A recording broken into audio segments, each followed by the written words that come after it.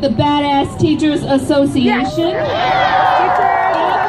we are super excited to have her here, so welcome. We're not afraid to say bad.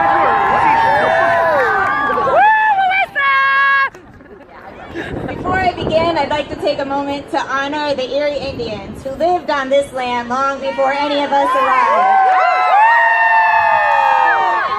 Tribe of the northeastern woodlands who spoke an Iroquois language similar to Huron and Seneca. As we continue to confront those who oppress, may we never forget those who have been embroiled in a struggle to exist for centuries. I'm honored to have this time here with you today, and honored to be representing Ohio's Badass Teachers Association.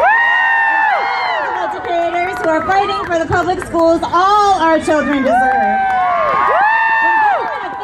The business community attack teachers in the public schools that over 90% of school-age children attend, you can believe that it is an attack on women who represent over 75% of the teaching profession. It is an attack on our children. It is an attack on our democracy.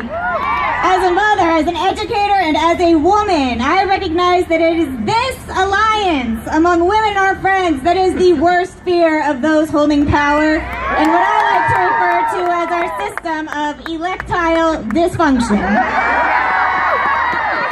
how can those in power who oppress and disenfranchise maintain their power? Part of their plan includes an attack on and the starvation of the foundation of our democracy, our public schools. They defund education and steal tax dollars to promote a for-profit education system, particularly in the neighborhoods of our most vulnerable citizens. Those governing Ohio are still out of compliance with a 20-year-old state Supreme Court decision mandating that they fix the way we fund our public schools. We must hold public officials accountable. Budget bills must equitably and fully fund education, not deportation or mass incarceration. As we gather here today, there are young people whose civil rights are being violated right now at our county jail not too far from here.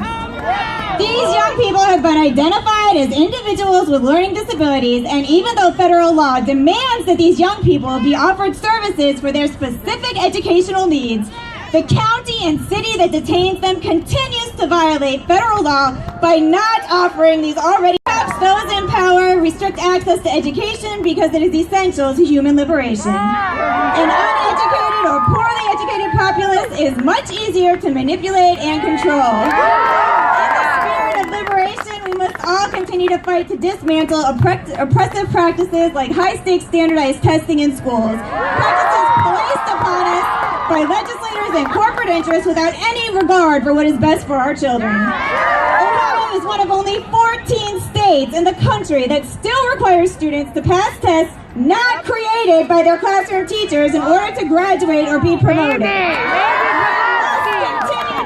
For curriculums and classroom practices that are culturally relevant to every child. We must support locally, democratically elected school boards, because if you can vote to have your taxes raised to support a school district, then you should be able to vote for the board controlling the money used in those schools.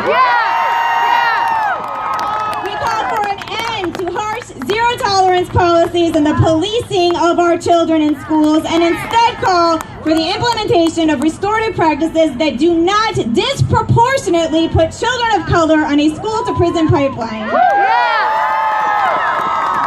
You can't say you're a pro-lifer and then refuse to fight for every living human being.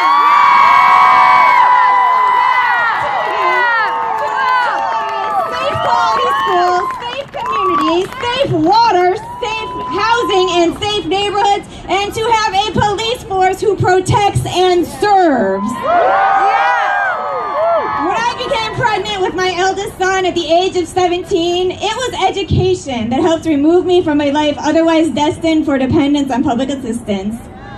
There probably isn't anyone who understands and relates to my passion for justice and equity in education more than my sons. Thus, it is with tremendous pride that I'm able to share with all of you today that my oldest son, Casimir Svigelj, is running for the 16th District House seat in the Ohio Legislature.